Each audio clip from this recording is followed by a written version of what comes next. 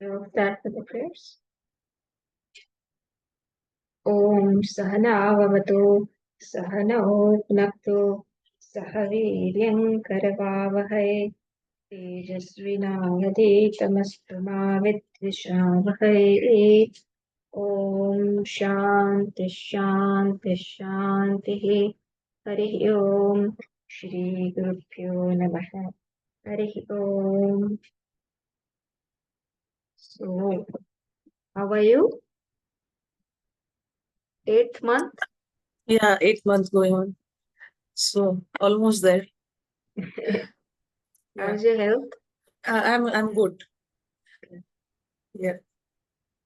So, Diwali time, so Yeah. we have chosen Bhagwan Ram. Yeah. Yeah. So, we'll start with our Sankalpa. We pray to Lord Ishvara that our session, through this session, may protect the fetus, the jiva, may it invoke the Shastra Samskaras in the child.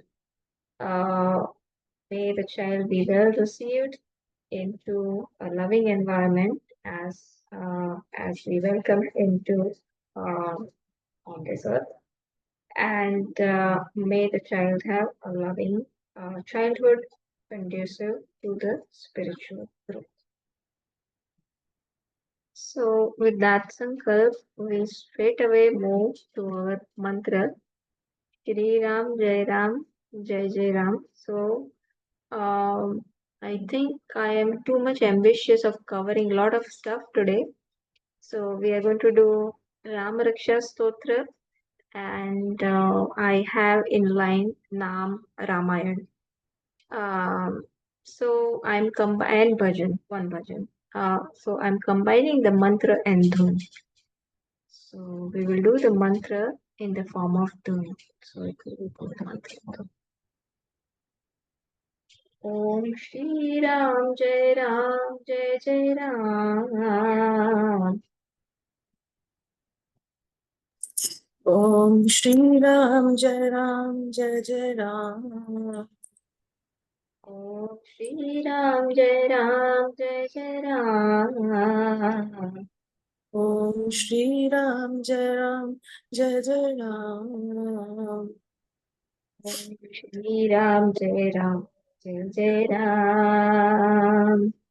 Om Shri Ram Jai Ram Jai Jai Ram. Om Shri Ram Jai Ram Jai Jai Ram. Om Shri Ram Jai Ram Jai Jai Ram. Om Shri Ram Jai Ram Jai Jai Ram. Om Shri Ram Jai Ram Jai Jai Ram. Om Shri Ram Jai Ram Jai Jai Ram. Om Shri Ram Jai Ram Jai Jai Ram. Om Shri Ram Jai Ram Jai Jai Ram.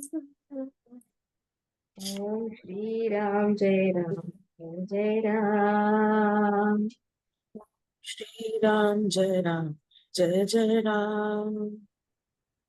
Om Shri Ram Jai Ram Jai Jai Ram. Om Shri Ram Jai Ram Jai Jai Ram.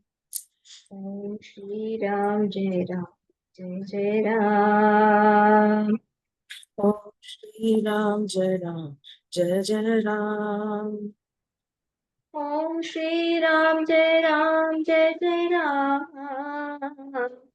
Om Shri Ram Jai Ram Jai Jai Ram. Om Shri Ram Jai Ram Jai Jai Ram.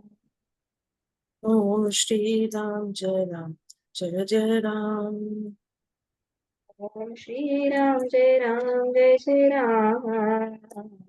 Om Shri Ram Jai Ram Jai Jai Ram. Om Shri Ram Jai Ram Jai Jai Ram. Om Shri Ram Jai Ram Jai Jai Ram. Shri Ram Jai Ram Jai Jai Ram. Shri Ram Jai Ram Jai Jai Ram. Om Shri Ram Jai Ram Jai Jai Ram. Om Shri Ram Jai Ram Jai Jai Ram. Om Shri Ram Jai Ram Jai Ram. Om Shri Ram Jai Ram Jai Jai Ram. Om Shri Ram Jai Ram Jai Ram. Om Shri Ram Jai Ram Jai Jai Ram. Om Shri Ram Jai Ram Jai Jai Ram. Om Shri Ram Jai Ram Jai Jai Ram. Om Shri Ram Jai Ram Jai Jai Ram. Om Shri Ram Jai Ram Jai Jai Ram. Om Shri Ram Jai Ram Jai Ram. Shri Ram Jai Ram Jai Jai Ram. Om Shri Ram Jai Ram Jai Jai Ram. Om Shri Ram Jai Ram Jai Jai Ram. Om Shri Ram Jai Ram Jai Jai Ram. Om Shri Ram Jai Ram Jai Jai Ram. Shri Ram Jai Ram Jai Jai Ram. Om Shri Ram Jai Ram Jai Jai Ram. Om Shri Ram Jai Ram Jai Jai Ram. Om Shri Ram Jai Ram Jai Jai Ram. Om Shri Ram Jai Ram Jai Jai Ram.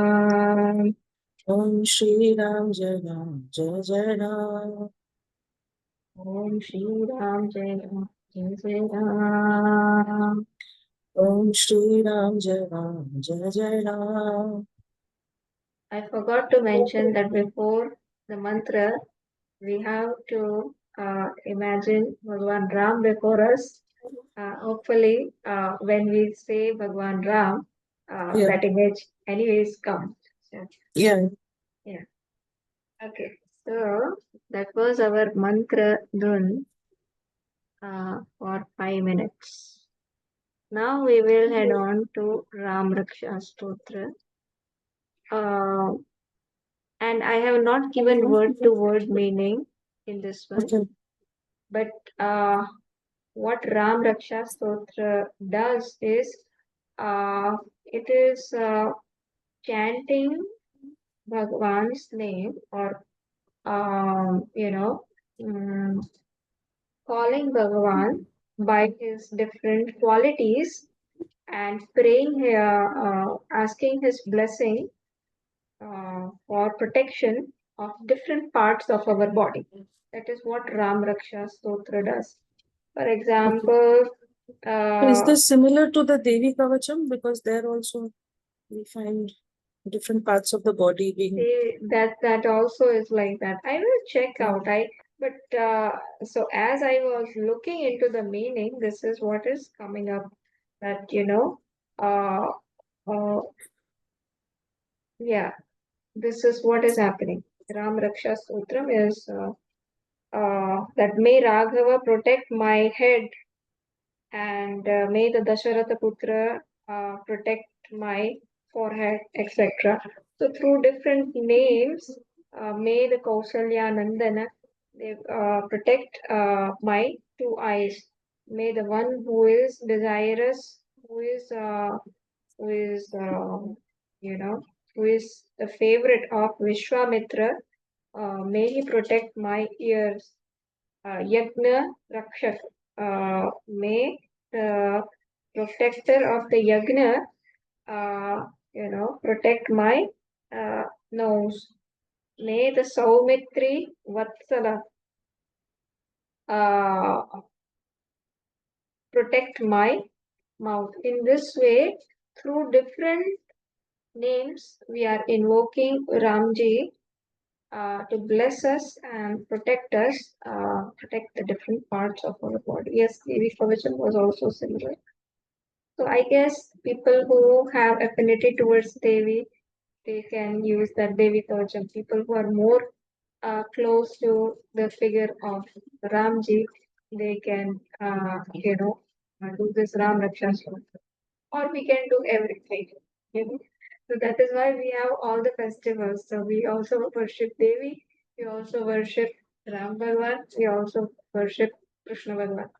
So next Saturday we will take Krishna Bhagwan. So let us do the Rama Raksha Stotra. But the essence is this, that we are invoking Ramji through different names, and also, we are thinking of Ramji in that aspect when we say Dasharatha Nandana, and when we say Kausalya, what is it? Kaushalya Nandana, Vishwamitra Priya. In this way, through different names, we are also as if picturizing Ramji and his, that whole story and whole the Leela of Ramji. And this is how we are remembering Ramji. We are dwelling in Bhagwan Ram in this land. अस्य श्रीरामरक्षास्तोत्रमन्त्रस्य अस्य श्रीरामरक्षस्तोत्रमन्त्रस्य बुधककौशिकऋषिः बुधकौशिकऋषिः श्रीसीतारामचन्द्रो देवता श्रीसीतारामचन्द्रो देवता अनुष्टुप् अनुष्टुप् छन्दः सीताशक्तिः सीताशक्तिः श्रीमद्हनुमान् कीलकम् श्रीमद्हनुमान् कीलकम् श्रीरामचन्द्रप्रीत्यर्थे रामरक्षास्तोत्रजपे विनियोगः श्रीरामचन्द्रप्रीत्यर्थे रामरक्षस्तोत्रजपे विनियोगः अथ ध्यानम् अथ ध्यानम् ध्यायेदाजानुबाहुम् अजानुबाहुम् धृतशरधनुषम् धृतशरधनुषम् बद्धपद्मासनस्थम् बद्धपद्मासनस्थम् पीतं वासोऽवसानम् पीतं वासोऽवसानम् नवकमलदल नवकमलदल स्पर्धिनेत्रं प्रसन्नम् स्पर्धिनेत्रं प्रसन्नम् वामाङ्कारूढसीता मुखकमलमिलल्लोचनं नीरदापम्. This is how it goes, but I'm breaking. वामाङ्कारूढसीता वामाकारुण्डसीता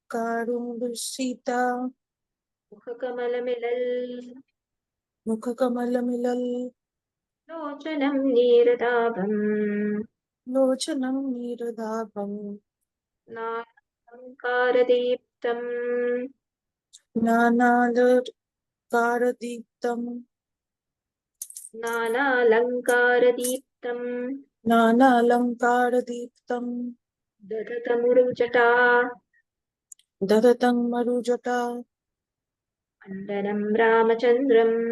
मण्डनं रामचन्द्रम् Now I will say the way I will say in one line. अथ ध्यानं ध्यायेदाजानुबाहुं धृतशरधनुषं बद्धपद्मासनस्थम् अथ ध्यानं ध्यानेन्द्र अजानुबाहुं धृतशरधनुषं बद्धपद्मासनस्थम् पीतं वासोऽवसानं नवकमलदलस्पर्धनेत्रं प्रसन्नम् पीतं वासोऽवसानं स्पर्धिं नेत्रं प्रसन्नम् नवकमलदलस्पर्धिनेत्रं प्रसन्नम् नवकमलदलस्पर्धिनेत्रं प्रसन्नम् वामाङ्कारूढसीता मुखकमलमिलल्लोचनं नीरदाभम् वामाङ्करूरसीता मुखकमलमिललोचनं निर्दाभम् निदाभम् नानालङ्कारदीप्तम् नानालङ्कारदीप्तम् दधतमुरुजटामण्डलं रामचन्द्रम् दधतमुरुजटामण्डलं रामचन्द्रम् ध्यानम् इति ध्यानम् इति ध्यानम् चरितं रघुनाथस्य प्रविस्तरम् चरितं रघुनाथस्य शतकोटिप्रविस्तनम् प्रविस्तरम् एकैकमक्षरं पुंसां महापातकनाशनम् एकै 1 second. Okay, right? No, I thought my screen just the ribbon underneath it is covering the line. So I'm just zooming in. Okay. एकैकम अक्षरं पुंसां महापातक नाशनम् ध्यात्वा नीलोत्पलश्यामं रामं राजीवलोचनम् ध्यात्वा नीलोत्पला श्यामं रामं राजीवलोचनम् जानकी लक्ष्मणोपेतं जटामुकुटमण्डितम् जानकी लक्ष्मणोपेतं जटामुकुटमण्डितम् सासितूणधनुर्बाण पाणिं नक्तञ्चरान्तकम् सासितूणं धनुर्बाण पाणि नक्त नक्तच्च नक्तन् नक्तञ्चरान्तकम् नक्तञ्चरान्तकम् स्वलीलया जगत्त्रातुम् आविर्भूतमजं विभुम् स्वलीलाय जगत्र त्रातुम् जगत्रातुम् आविर्भूत अजं विभुम् स्वलीलया जगत्त्रातुम् आविर्भूतमजं विभुम् स्वलीलया जगत्रातुम् आविर्भूत अजं विभुम् आविर्भूतमजं विभुम् आविर्भूतम अजं विभुम् Okay, so let me clear one thing. So whenever I am having a hyphen in between the words, actually the word is one big word, but Okay. for simplicity I have broken it. So Okay. we should try to not have too much space when we are speaking, because it is all one word. So Okay. Okay. Swalilaya Jagatratumavirbhutamajam. So between Makara Avirbhutam and Oh, we don't have too much space. But just so that it becomes simpler, I have splitted it. So okay. Jagatratumavirbhutamajam Avirbhutamajam. That's how we will say. Okay. Swalilaya Jagatratumavirbhutamajam Vibhum. स्वलीलया जगत्रातुम् आविर्भूतमजं विभुम् रामरक्षां पठेत् प्राज्ञः रामरक्षां पठेत् प्राज्ञः पापग्निं सर्वकामदाम् पापग्निं सर्वकामदाम् मे राघवः पातु क्षीरो मे राघवः पातु भालं दशरथात्मजः मालं दशरथात्मजः भालं दशरथात्मजः मालं दशरथात्मजः यो दृशौ पातु कौसल्ययो दृशो पातु कौशल्येयो कौशल्येयो दृशो पातु पातु विश्वामित्रप्रियश्रुति विश्वामित्रप्रियश्रुति ग्राणं पातु मखत्राता भानं पातु मखत्राता मुखं सौमित्रिवत्सलः सौमित्रिवत्सलः विद्यानिधिः पातु जिह्वां विद्यानिधिः पातु कण्ठं भरतवन्दितः कण्ठं भरतवन्दितः अन्तौ दिव्यायुधः पातु स्कन्धो दिव्यः यदो पातु भुजौ भग्नेशकार्मुकः भुजो भग्नेष्वकार्मुकः So the one having the Divya Yeah, Ayudha, may he protect my shoulders. And this Bhagnesha Karmukaha, may he protect my bhuja, my arms. Uh, so that is a name, another name. Bhagnesha Karmuka, I think. She fix Bhagnesha Karmuka.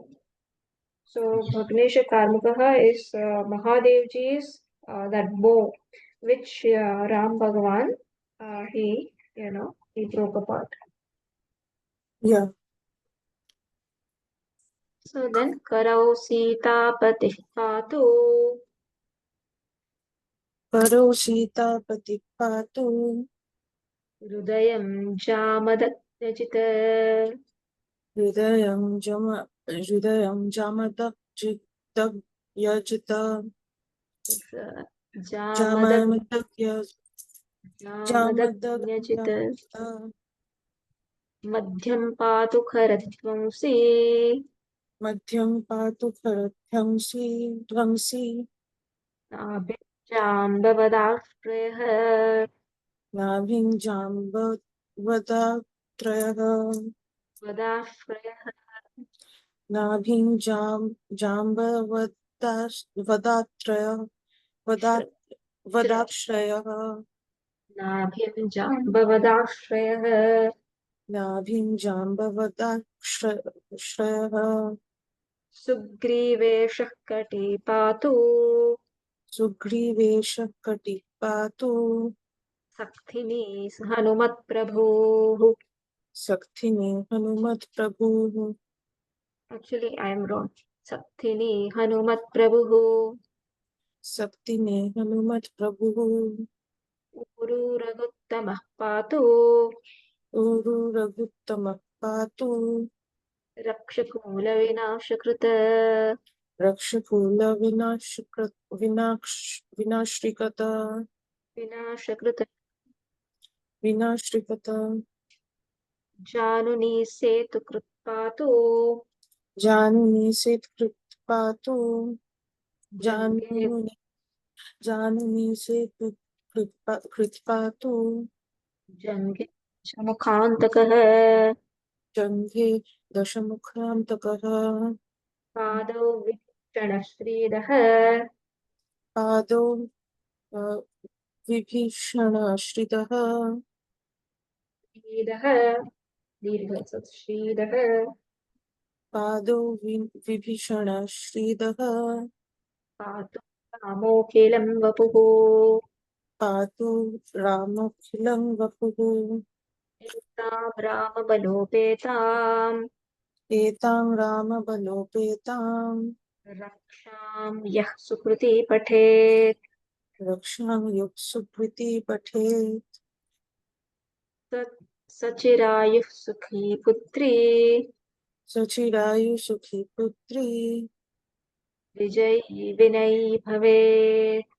विजयी विनयी भवेत् Okay, one chanting rule I'll just say while we are here.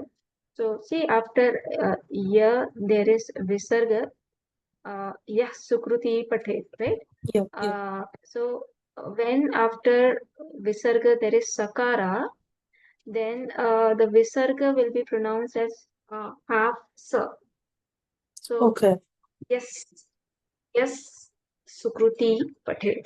okay, एतां रामबलोपेतां रक्षां यः सुकृती पठेत्, like that. okay, okay. And then again the same thing will apply here. Sachirayus sukhi putri vijayi vinayi bhavet, right? Okay. Okay. Then here patalabhutalam vyoma Charinah. This is how we will say. It's whole one word. But for now, Patalabhutalabhyoma. पातालभूतलव्योमा Charinah.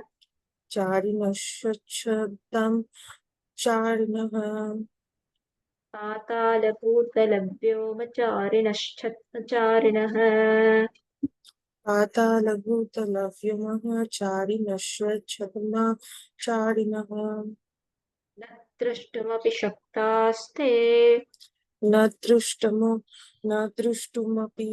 शक्तास्ते द्रष्टुमपि शक्तास्ते न दृष्टुमपि शक्तास्ते रक्षितं ब्राह्मणामभिः रक्षितं रामनामभिः रामेति रामभद्रेति रामेति रामभद्रेति रामचन्द्रेति वा स्मरन् रामचन्द्रेति वा स्मरन् प्रलिप्यते पापैः नारो लिप्यते पापैः भुक्तिं मुक्तिं च विन्दति मुक्तिं मुक्तिं च विन्दति जगच्चैत्रैकमन्त्रेण जगज्जयित्रैकमन्त्रेण जगच्चैत्रैकमन्त्रेण जगत् फुल्कम् ओके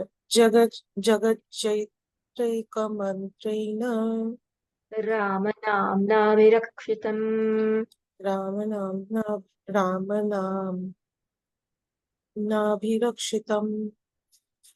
कंठे हारै. So, after visarga there is ka, so the visarga will be pronounced as half ha.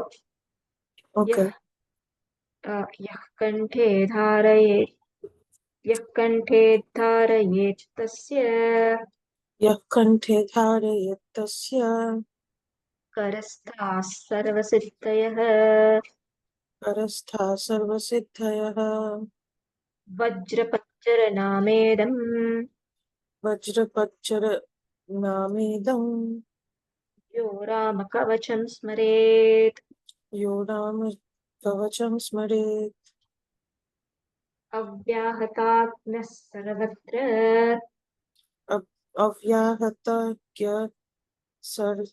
सर्वत्र लभते जयमङ्गलम् लभते जयमङ्गलम् प्रतिष्ठवान् यथा स्वप्ने अधिष्ठवान् यथा अधिष्ठवान् यथा स्वप्ने आदिष्टवान् आदिष्टवान् यथा स्वप्ने रा राम रक्षामि मां हरः राम रक्षामि मां हरः तथा लिखितवान् प्रातः तथा लिखितवान् प्रातः बुद्धो बुधकौशिकः प्रबुद्धो बुधकौशिकः आरामः कल्पवृक्षाणाम् आरामकल्पवृक्षाणां विरामः सकलापदाम् विरामः सकलापदाम् अविरामस्त्रिलोकानाम्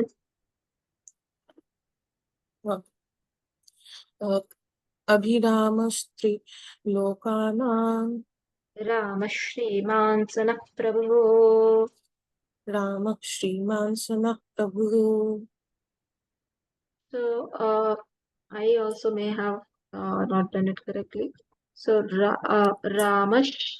So, when this another Shakara of Shankara follows, then after Visarga, the Visarga we will pronounce as Shankara Sha. Okay. Like Shankara half Sha. Ramash Shriman Sanna Prabhu. So then again after Visarga, when Pakara is there, then we will pronounce the Visarga as English F. Naf. Okay. No. So just a few, right? So Naf. So, Ramash Shriman Sanna Prabhu. रामः श्रीमान् स नः प्रभुः Arunau Upasampannau तरुणौ उपसम्पन्नो Kumarau Mahabalau सुकुमारो महाबलो विशालाक्षौ पुण्डरीक्ष Pundarik विशालां show पुण्डरीकविशालाक्षौ पुण्डरीकविशालक्षो श्रीकृष्णाजिनाम्बरौ क्षीरकृष्णाञ्जिनाम्बरो फलमूलाशिनौ दान्तौ फलमूलाशिनो दान्तो तापसौ ब्रह्मचारिणौ तापसो ब्रह्मचारिणो पुत्रौ दशरथस्यैतौ पुत्रो दशरथस्तेतो भ्रातरौ रामलक्ष्मणौ भ्रातरो रामलक्ष्मणो शरण्यः सर्वसत्त्वानां शरण्यो सर्वसत्त्वानां शरण्यौ सर्वसत्त्वानां शरण्यो सर्वसत्त्वानां श्रेष्ठौ सर्वधनुष्मताम् श्रेष्ठो सर्वधनुष्मतां रक्तकुण्डनिहन्तारौ रक्षकुलनिहन्तारो त्रायेतां नो रघुत्तमौ त्रायेतां न रघुत्तमो आत्तसज्जधनुषा विशुस्पृशौ आत्तसनु आत्तसज्जधनुषा विशु विशुस्पृशो आत्तसज्जधनुषा विशुस्पृशौ आत्तसज्जधनुषा विशुस्पृशो अक्षयाशुगनिशङ्गिन अक्षयाशुगनिशङ्गसङ्गिनौ अक्षय शुभनिशङ्गसङ्गिनो आत्तसज्जधनुषा विसृस् sorry now I have to say the whole thing आत्तसज्जधनुषा विशुस्पृशौ अक्षयाशुगनिशङ्गसङ्गिनौ आत्तसज्जधनुषा विशुस्पृशो अक्षयाशुगनिशङ्गसङ्गिनो रक्षणाय मम रामलक्ष्मणौ रक्षणाय मम रामलक्ष्मणो अग्रतः पथि सदैव गच्छताम् अग्रतः पति सदैव गच्छताम् सन्नद्धः कवचः खड्गे सन्नद्धः कवची खड्गी चापबाणधरो युवा चापवानधरो युवा गच्छन्मनोरथो गच्छन्मनोरथोऽस्माकम् गच्छं मनोरथोऽस्माकं राम स्माकं रामपा रामः पातु स लक्ष्मणः रामः पातु स्म लक्ष्मणः रामो रामो दाशरथिः शूरो रामो दाशरथि शूरो sorry रामो no I'm right रामो दाशरथिः शूरो रामो दाशरथि शूरो लक्ष्मणानुचरो बली लक्ष्मणानुचरो बली काकुत्स्थः पुरुषः पूर्णः काकुत्स्थः पुरुषः पूर्णः कौसल्येयो रघुत्तमः कौसल्ये रघुत्तमः वेदान्तवेद्यो यज्ञेशः वेदान्तवेदयो यज्ञेशः वेद्यो यज्ञेशः वेदान्तवेद्यो यज्ञेशः पुराणपुरुषोत्तमः पुराणपुरुषोत्तमः जानकी नतः श्रीमान् जानकीवल्लभः श्रीमान् प्रमेयः पराक्रमः उत्तमेयः पराक्रमः इत्येतानि जपन्नित्यम् इत्येतानि जपन्नित्यं मद्भक्तः श्रद्धयान्वितः मद्भक्तः श्रद्धयान्वितः मद्भक्तः श्रद्धयान्वितः मध्यद्भक्तश्रद्धयान्वितः अश्वमेधाधिकं पुण्यं अश्वमेधाधिकं पुण्यं सम्प्राप्नोति न संशयः। सम्प्राप्नोति न संशयः। रामं दुर्वादलश्यामं रामं दुर्वादलं श्यामं पद्माक्षं पद्माक्षं पीतवाससं पद्माक्षं पीतवाससं स्तुवन्ति नामभिर्दिव्यैः स्तुवन्ति नाम दिव्यैः। रकार is only half. So Okay. स्तुवन्ति नामभिर्दिव्यैः स्तुवन्ति नाम सुवन्ति नाम दिव्यैः नाम नामभिवृद्धिव्यै दिव्यैः दिव्यैः स्तुवन्ति नामभिर्दिव्यैः स्तुवन्ति नामभिवृद्धिव्यैः। न ते संसारिणो नराः न ते संसारिणो नर न ते न ते संसारिणो नरः नराः नराः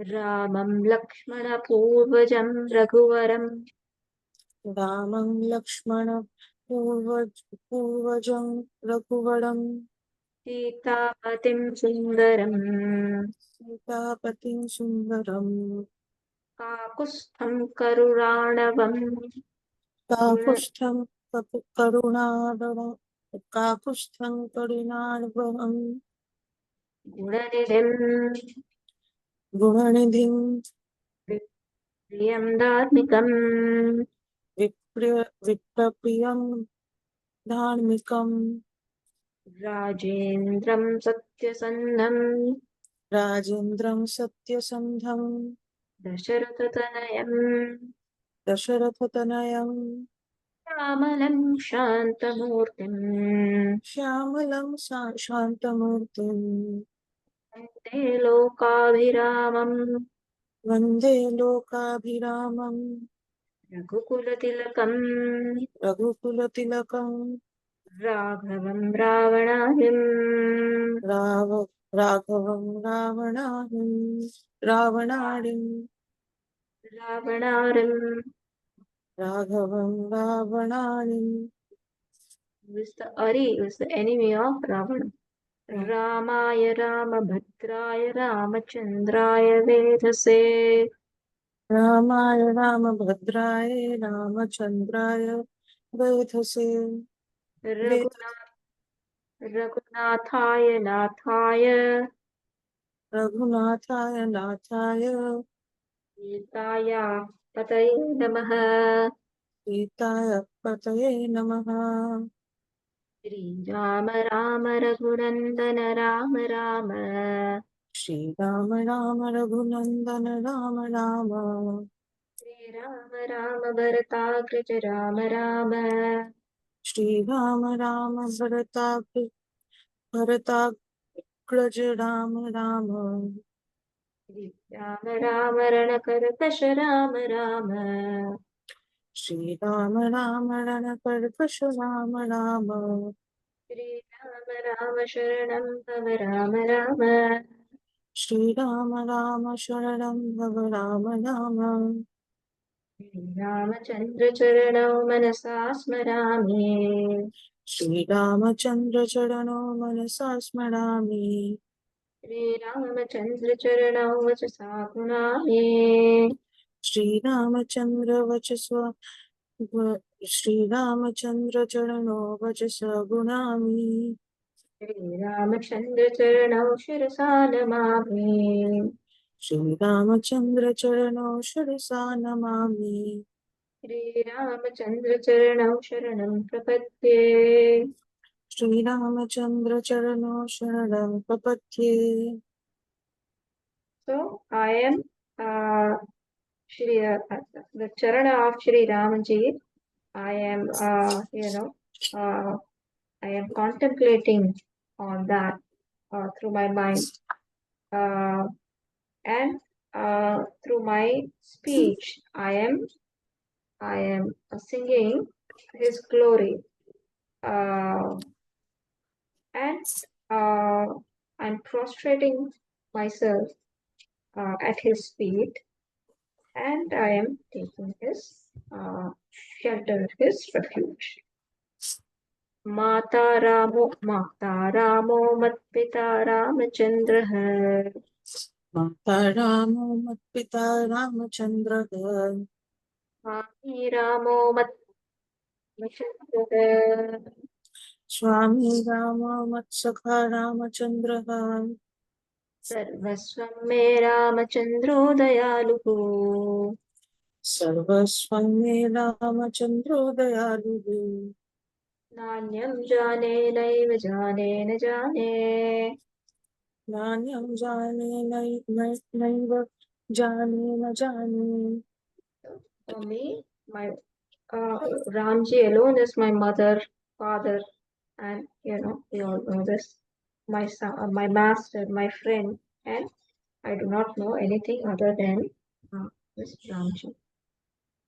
दक्षिणे लक्ष्मणो यस्य वा- दक्ष दक्- दक्षिणे दक्षिणे लक्ष्मणो यस्य दक्षिणे दक्षिणे लक्ष्मणो यस्य वामे तु जनतात्मजा वामे द्विजनकात्मजा पुरतो मारुतिर्यस्य पुरतो मारुति यस्य तं वन्दे रघुनन्दनम्.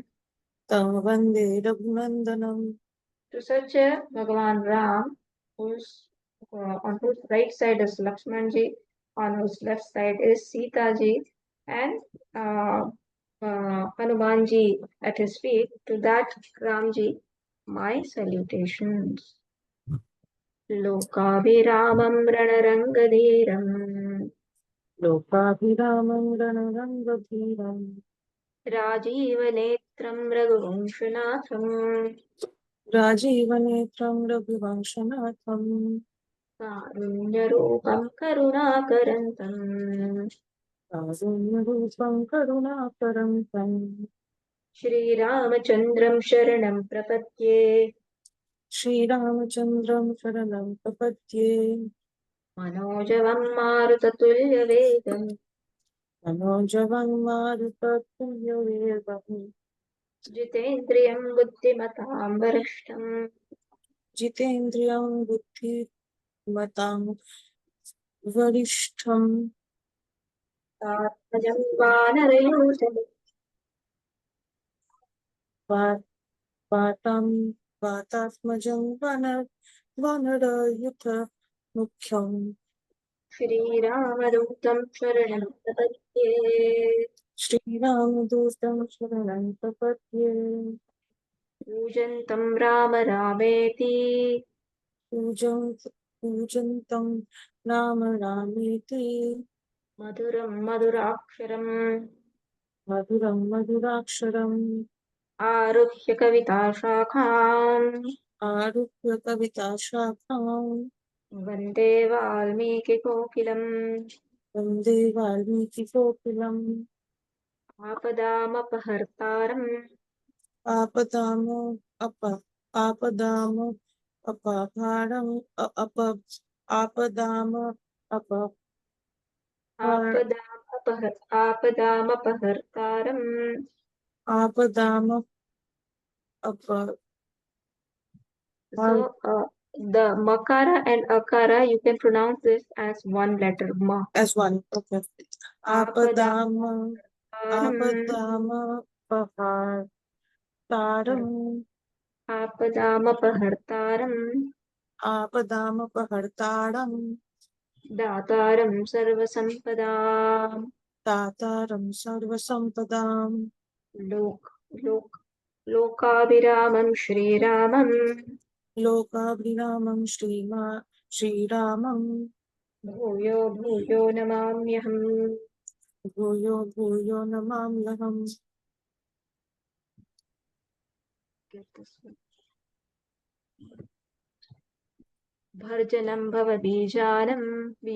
भर्जनं भवबीजानां Bhajan, bhajan, is it bharjanam? भर्जनं, yes, Bharjanam. भर्जनं, Bharjanam bhava bijanam. अर्जनं सुखसम्पदाम्. Arjanam sukha sampadam. So the one who does bharjana of the bhava bija, so the seed of the samsara, one who destroys, and arjanam sukha sampadam, and the giver of that sukha sampatti, that tarjanam yamadutana Arjanam gamadutanam. rama rameti garjanam.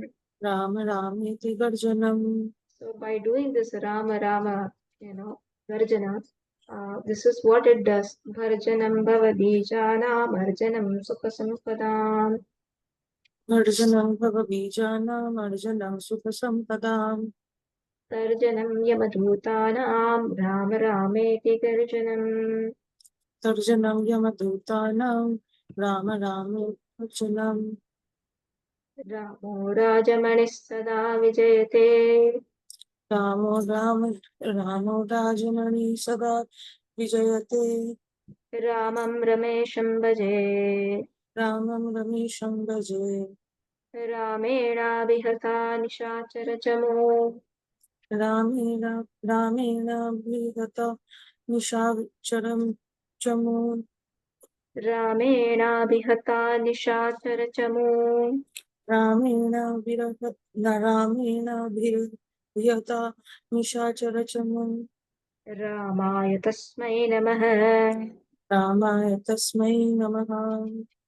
रामान्नास्ति परायणम् Rama nasti parayanam. परतरम् Parataram. रामस्य दासोऽस्म्यहम्. Ramasya dasmos. Ramasya dasos das दासोऽस्म्यहम्. sosmyaham.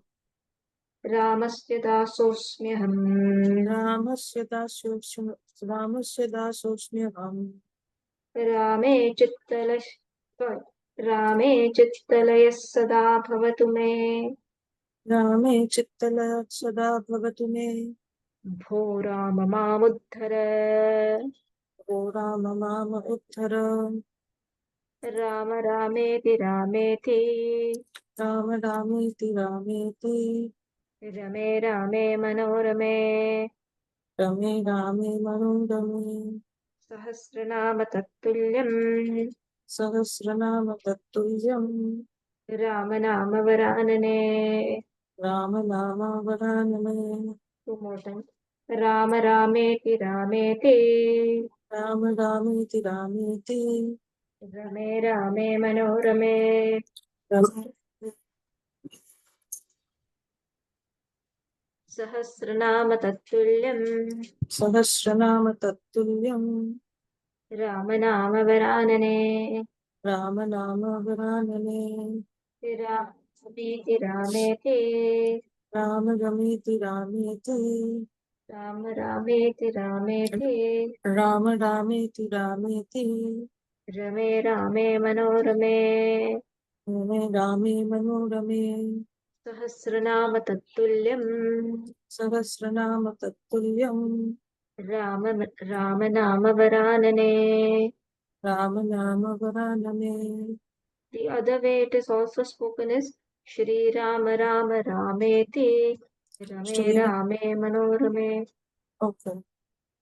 Shri Rama Rama Rameti Rame Rame Rame Rame Manodame. And then the second line is the same. Sahasranama Tattulyam Rama Nama Varanane. Sahasranama Tattulyam Rama Nama Varaname. Iti Shri Buddha Kaushika Virachitam Iti Shri Buddha Kaushika Virachitam. Shri Rama Raksha Stotram Sampurnam Shri Rama Rakshastotram Sampurnam. Shri Sita Ramachandrarpanamastu. Shri Sita Ramachandra Rama Shri Sita Ramachandra Chandrarpanam. Arpanam Astu. So this Ram Raksha Sutra is also like that. They you said like Devika, both are important. So if these are the stotras that you can frequently or daily do, at least weekly, that you can do. Something that you should learn, and it will be very useful in entire life. Both Devi Kavacham as well as this Ram Raksha Stotra. Okay. So then we move on to Nam Parayan. We may not have that much time, but let us see. And I also have not mastered the tune. So this has a tune. uh, so let This us is see. from the first kanda of the Ramayana. It's written Bala Kanda. So it has the whole Nam Parayana is the whole Ramayan is in the form of names, 108 names. So we Okay. have first the Balakanda, then we have the Ayodhya Kanda. All the names of Ram Bhagwan in the Bal Kanda, it will relate to Bhagwan in that childhood, Hmm. all his Leela in his childhood. Then the Ayodhya, as he grew up. Then we have Aranya when he went to the forest. Hmm. So then we have Kishkinda Kand. Then we have Sundar Kand and Yuddha Kand. And lastly, the Uttarakand. So this is how in that 108 name, we have the entire Ramayana captured through the different names. So that's also something we should, it's nice. Yeah. We can have the whole, Ramayana in our head in Yeah. 108. Yeah. So something we can learn. I still have to master the tune. Okay. So I won't be doing the best job today, but we will try. But at least I want to try to have us pronounce the names correctly. So Yeah. let us see how far we can go. I mean, it's almost time, but Yeah. I don't know. Maybe we can do the Bal Kanda today, and Okay. then next time we can try Yeah. the Brahma Parat Pararam Shuddha Brahma Pararam Kalatmaka Parameshwara Ram Kalatmaka Parameshwara Sheshatalpa Sukhadetritaram Sheshatalpa Sukhanitritara Brahmat Brahmadyamara Prarthitaram Brahmatyamara Prarthitara Chandakiran Kulamandanaram Chandakirana Kulamandana Srimata Dasharathanandanaram Srimad Dasharathanandana Kausalya Sukhavardhanaram Kaushalya Sukhavardhanaram Vishwamit Vishwamit. Okay, see, because I'm doing the tune wrong, that is why the whole thing is not coming correctly. Oh, So, Vishwamitra Priyadhanaram. Okay, let us do Vishwamit Vishwa Kausal Shuddha Brahma Parat Pararam Kalatmaka Parameshwara Ram Sheshatalpa Sukhanitaram Brahmatmaya Mara Prarthitaram Chandakiranakulamandalam Srimat. Somewhere I am doing some mistake. Okay, it won't go further. So I have to okay, learn the tune before I can teach you. okay, okay, Maybe it will be some another Saturday. okay. But let us at least uh, chant the names Yeah, as yeah, we can. yeah. Vishwamitra Priyadhanara. Vishwamitra Priyadhanaram घोर ताटका घातक Ram Goratataka Ghatakaram मारीचादि निपातक Ram Marichadini Patakaram Kaushika मख संरक्षक राम।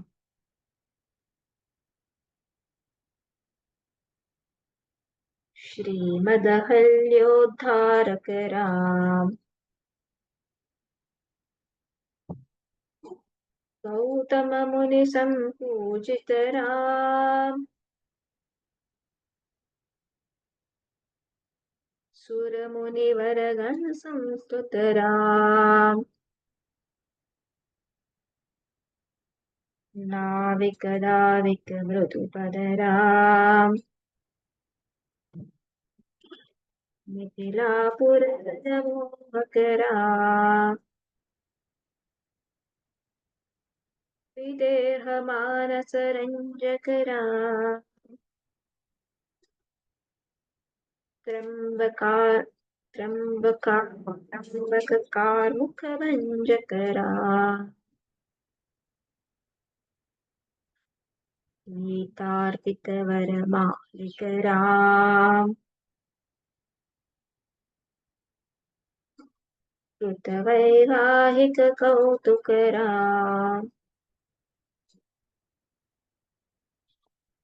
भार्गव दर्प विनाशक राम। भार्गव दर्प विनाशक राम। श्रीमदयोध्या पालक राम। श्रीमदयोध्या पालक राम। राम राम जय राजा राम। राम राम जय राजा राम। राम राम जय सीता राम। राम राम जय सीता राम। राम राम जय राजा राम।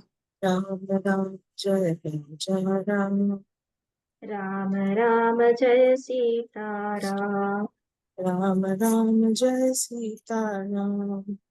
राम राम जय सीता राम। राम राम जय Sita Ram. I've completely forgotten the tune. Then Ayodhya Kand, we'll just do this. It's not too big. Okay. अगणित गुण गण भूषित राम। अगणित गुण गण भूषित राम. अवनीतनया कामित राम। अगणितनया कामित राम. राका चंद्र समादन राम। राका चंद्र समान राम. पितृवाक्याश्रित कानन राम। पितुवाक्याक्षित कानन राम. प्रिय गृह विनिवेदित पद राम। प्रिय गृह विनिवेदित पद राम. तत्क्षा तत्क्षालित निज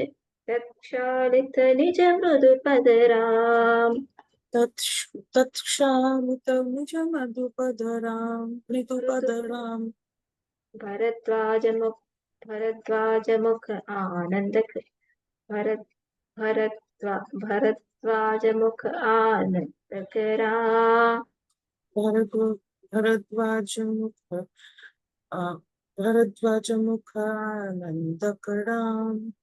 चित्रकूट चित्रकूटा चित्रकूट चित्रकूटात्रिनिकेतन राम।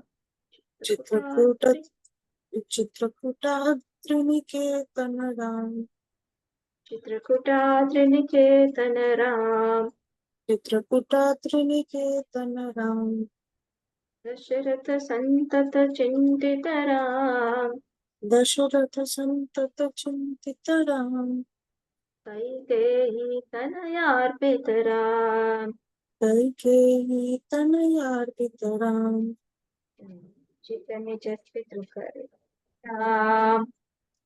विरचित निज पितृ कर्म राम. भरतार्पित निज पादुक राम। भरतार्पित निज पादुक राम. राम राम जय राजा राम। राम राम जय राजा राम. राम राम जय सीता राम। राम राम जय सीता राम. राम राम जय राजा राम, राम राम जय राजा राम, राम राम जय सीता राम. राम राम जय Sita Ram. Okay, the rest of it we will learn when I master it. But Okay, what I will do is I will also send you the link of the tune that we want to, catch. So you can, okay. I will send you this PDF and you can listen it on your own. Yeah, It's a yeah, yeah. very I'll do 15 that. minute Yeah, record. You will like it. yeah, I'll do. And when we will listen in tune, we will catch up more faster. Yeah, yeah, yeah. It's a very nice one. Okay. So we will close off with this bhajan, which we all Okay. know. It's Shri Ramachandra Kripalu Bhajamana Harana Bhava Bhaya Karunam. Shri Ramachandra Kripalu Bhajamana Adana Bhavataya Darunam Navakanjalochana Panjamukakar Panjapada Kanjarunam. Navakanjalochana Panjamukakara Panjapada Panjanuram Panjapada Panjarunam Darpaganita Amita Chabinav Nirada Sundaram. Gandharpa Chavinava Neelamrada Sundaram Patapitamanah Taditaruchi Shuchi Patapitamanayutajita Ruchi Shuchi Naumi Janaka Sutavaram Naumi Janaka Sutavaram Bhajudina Bandhu Dineshadanav Bhavadina Bandhu Dineshadhanava Daitavamshanikandanam Daityavanshanakandanam Raghunanda Ananda Kanda Koshala Raghunandana Kaushala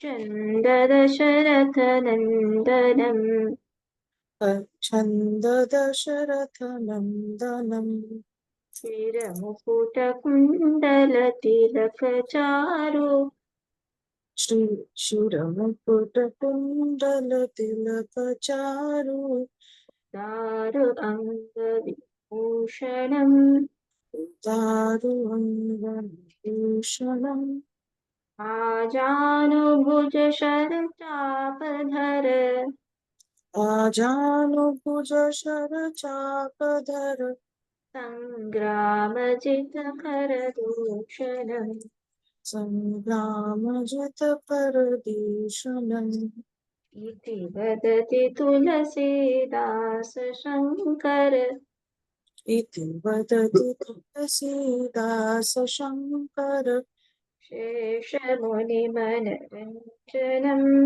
Sheshamuvananjanam Mama Hridaya Kanjanivasa Kuru Mama Hridaya Panjanivasa Kuru Kamadikaladala Kanjanam Kamadikhalabala Panjanam Mama Hridaya Kanjanivasa Kuru Kamadikaladala Kanjanam Mama Hridaya Panjana Mama Hridaya Panjanivasa Kuru Kamadikhalabala Panjanam.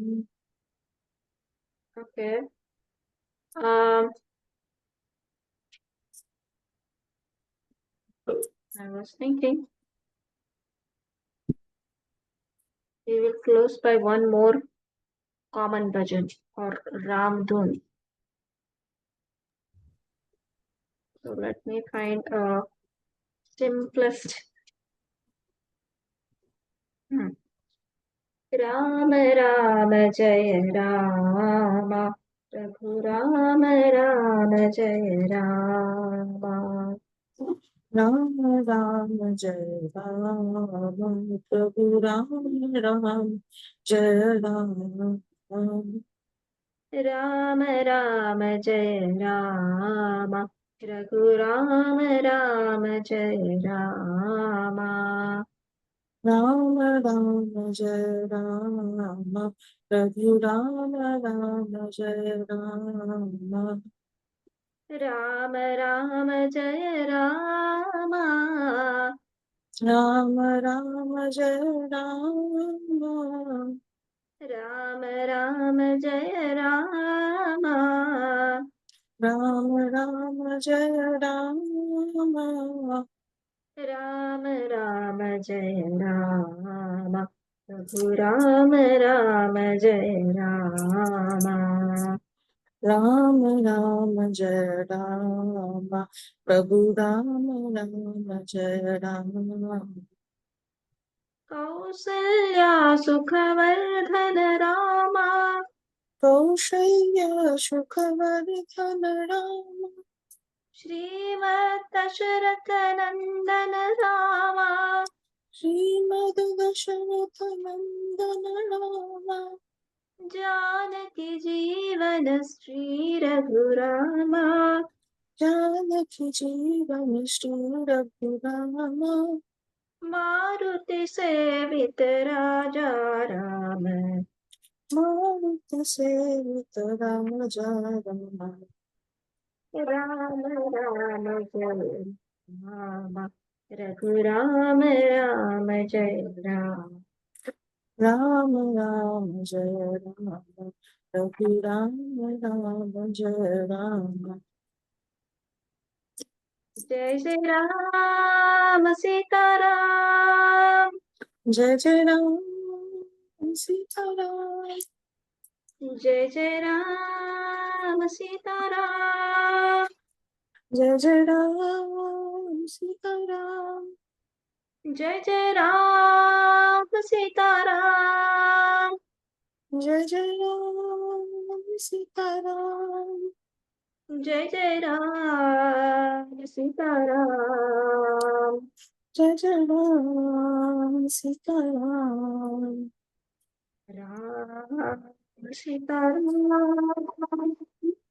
Ram Sitaram, जय जय राम सीताराम, जय जय राम सीताराम, जय जय राम सीताराम, जय जय राम सीताराम, जय जय राम सीताराम, जय जय राम सीताराम, जय जय राम सीताराम, जय जय राम सीताराम, जय जय राम सीताराम, जय जय राम सीताराम, जय जय राम सीताराम। जय जय राम सीताराम। ॐ पूर्णमदः पूर्णमिदं पूर्णात् पूर्णमुदच्यते, पूर्णस्य पूर्णमादाय पूर्णमेवावशिष्यते। ॐ शान्तिः शान्तिः शान्तिः। हरिः ओम् श्रीगुरुभ्यो नमः। हरिः ओम्। हरि ओम्। Hari Om Krishna ji. Happy Diwali Happy Diwali and to you as well. Happy New Year. And Yeah, yeah, happy New Year. see you next Saturday. Okay. Yeah.